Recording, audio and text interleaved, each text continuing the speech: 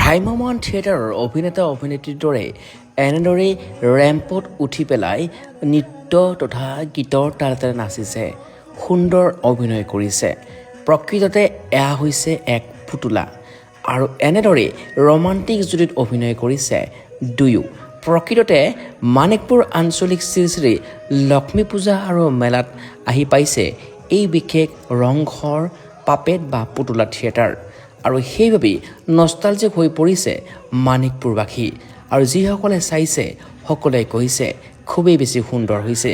আৰু এনেদৰেই ৰংঘৰ পাপেট বা পুতলা থিয়েটাৰৰ নাটক মুখা আৰম্ভ হোৱাৰ আগতেই এনে টিকট কাউণ্টাৰ টিকট সংগ্ৰহ কৰি সকলোৱে প্ৰৱেশ কৰিছে এই বিশেষ ৰংঘৰ পুতলা থিয়েটাৰৰ প্ৰেক্ষাগৃহলৈ আৰু তাৰ পিছতেই প্ৰথম দিনাখনেই প্ৰায় হাউচফুল হৈ পৰিছে প্ৰেক্ষাগৃহ আৰু তাৰ পিছতে উপভোগ কৰিছে এখন সুন্দৰ নাটক মুখা, যি মুখাৰ জৰিয়তে সমাজলৈ এক বিশেষ বাৰ্তা কঢ়িয়াইছে এই বিশেষ নাটকখনে আৰু সুন্দৰ কাৰিকৰী কৌশলেৰে দেখুৱাইছে মুখা নামৰ বিশেষ নাটকখন।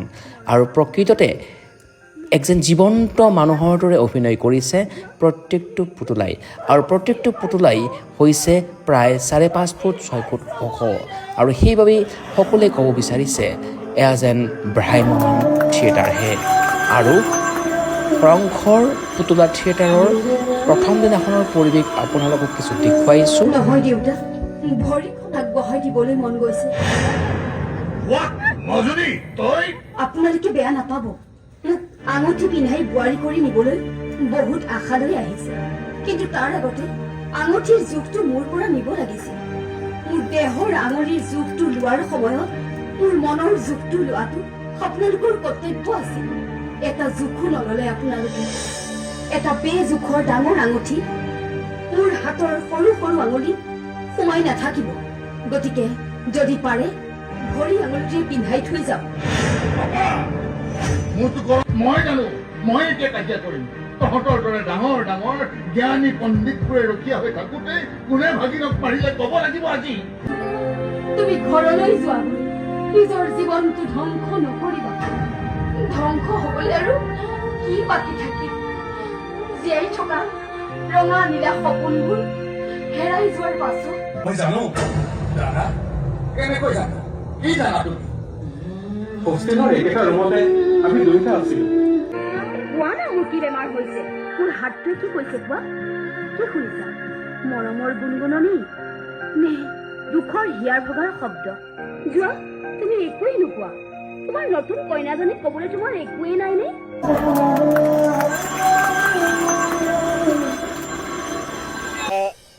ৰংঘৰ পুতলা থিয়েটাৰত মুখা এখন নাটক দৰ্শকৰ বিপুল সঁহাৰি নষ্টালজিক হৈ গৈছে চাগে, কি ক'ব?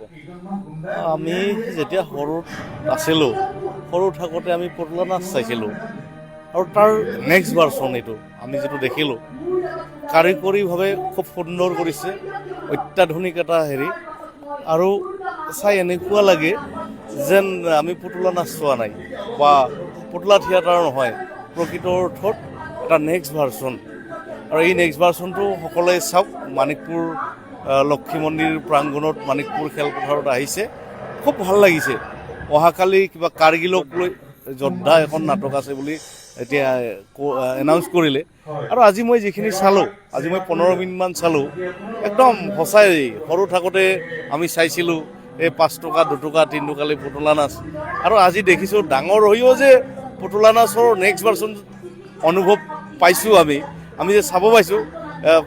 ধন্যবাদ যিসকলে এই কামটো কৰিছে, এই কামটো ভৱিষ্যতে আৰু আগত গুচি যাওক তাৰে কামনা কৰিছোঁ।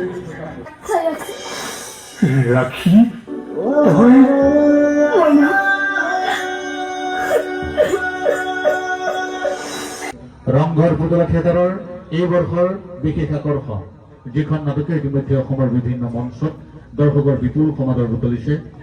ৰাইজৰ বিপুল দাবীত আমি দুটা দৰ্শনী আগবঢ়াই আহিছোঁ।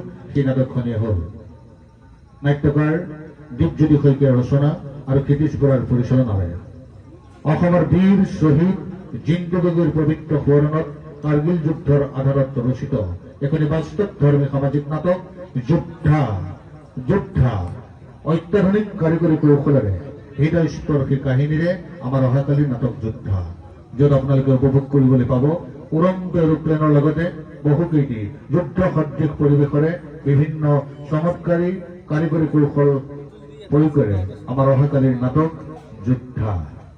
গতিকে সকলোৱে চাবলৈ আহিব 7 অক্টোবৰ মঙলবাৰৰ দিনাখন সন্ধিয়া 7 বজাৰ পৰা আৰম্ভ হ'বলগীয়া ৰংঘৰ পাপেট থিয়েটাৰৰ বিশেষ এখন নাট যোদ্ধা।